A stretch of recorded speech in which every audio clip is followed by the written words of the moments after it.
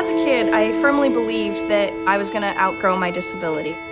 I felt like I was going to be just one of the rest of the kids. And I remember distinctly the day when I realized that that wasn't quite true. I was in preschool, and everyone was off playing on the playground. I was watching my friends playing on the monkey bars and the swing sets, and I was crying in the bushes because I realized that my disability was here to stay. But now, looking back, would I want my life to be any different than what it is today? And this kid asked me that. He said, if there was a red pill and you could take it and it would get rid of your disability, there would be no side effects whatsoever, would you take it?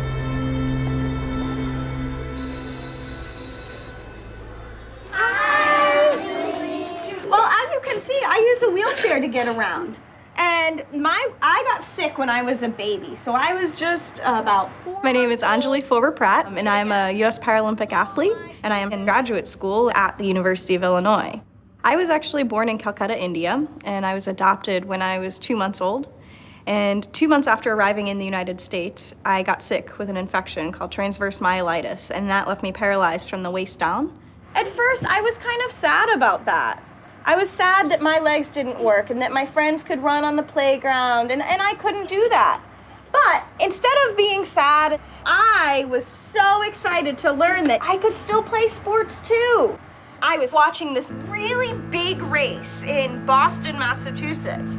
It was the Boston Marathon. I was 5 years old. I was sitting on the curb with my brothers and my sister, and the strangest thing happened. People in these racing wheelchairs, they went flying by. I was awestruck. I had never seen anything like it before.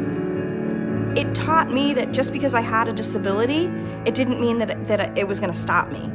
So I got involved with the Saturday sports program. Being so young, I wanted to try everything. I decided then that I wanted to try my hand at racing. I like to go fast. I came to an event very similar to today. Fell in love with the sports, with the speed. I was named to my first national team in 2007. Currently, I am the world record holder in the 200 meters. And I was in Switzerland. I didn't know when I crossed the line whether I had done it or not, but then suddenly they came over on the announcing in German and announced that I had broken the world record. And luckily, my 1 year of high school German was enough to know that I had done it. And so we're all here today to help you all achieve your dreams. So thank you so much for having me here today. Thank you. It's truly important, I think, to have a connection to someone who is like you, that you can aspire to be like. What's your name? Jessica. How are you, Anjali? Growing to junior nationals, that was one of the first times that I remember going to a function where there was dancing and stuff like that, and my wheelchair didn't matter. It was just, no, everyone's just out there on the dance floor. It didn't matter if you're in a wheelchair or missing a leg, if you're blind. It gives you a community of support. And then to meet Paralympic athletes and to hear them say, yeah, this can happen. This dream can be a reality.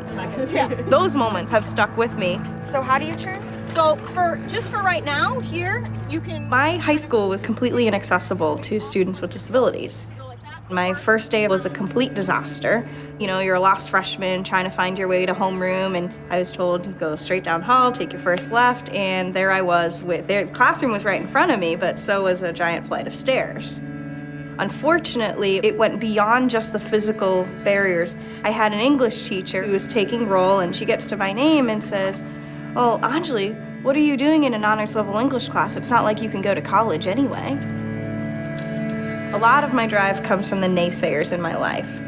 So I was a 14-year-old who made the decision to hire my own lawyers and take on my school district in a federal lawsuit.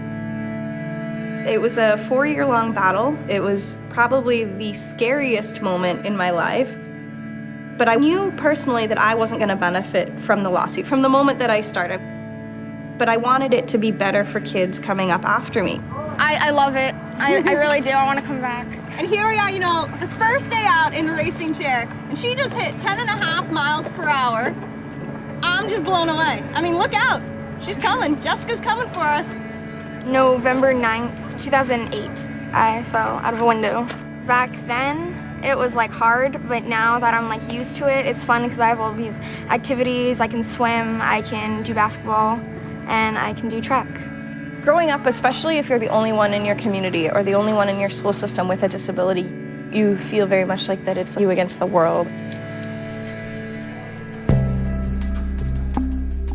First coming to the University of Illinois, I was a kid in a candy store, just overwhelmed by all the possibilities to be involved on campus, to be involved in athletics.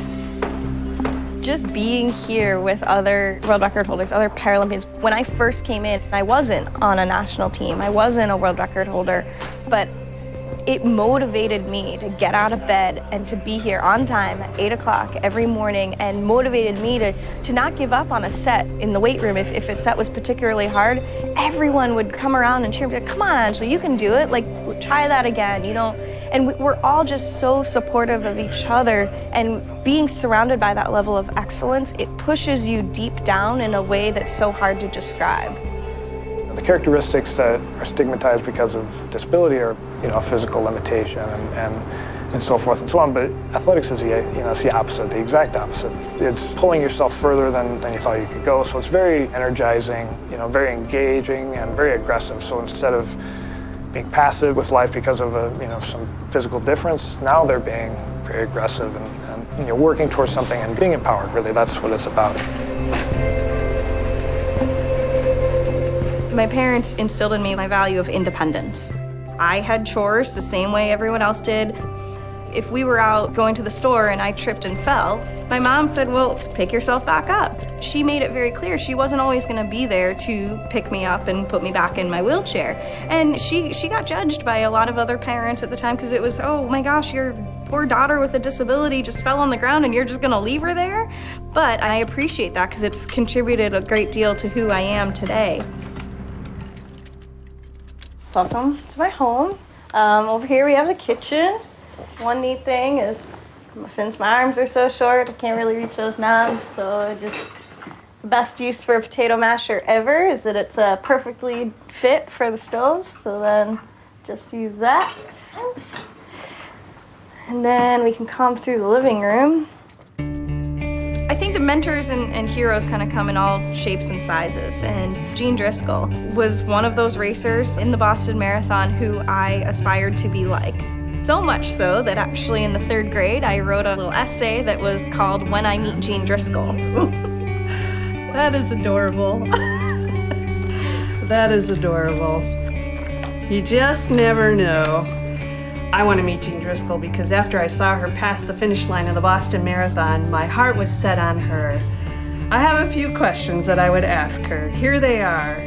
How do you train for big events or races? Do you like to swim? Should I answer these? Yeah, probably, yeah. I mean, I think that when you have success, you have a platform. And when you have a platform, you have a responsibility to give back.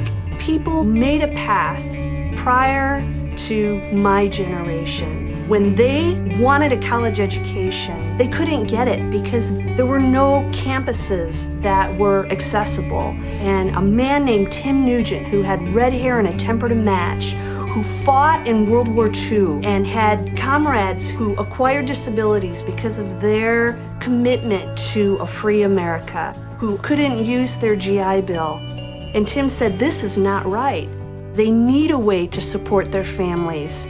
Finally, Tim was able to get his foot in the door at the University of Illinois, and it has changed the world. The first curb cuts were on this campus. The first buses with a lift were at the University of Illinois. And then the program expanded, and there were people who had visual disabilities and hearing impairments, because people came before us and paved the way. And already, Anjali has gone to a whole nother level than I did, and I had opportunities to be at a level where my predecessors weren't. And I firmly believe now that we have a responsibility to continue laying down the groundwork for the people who are coming behind us.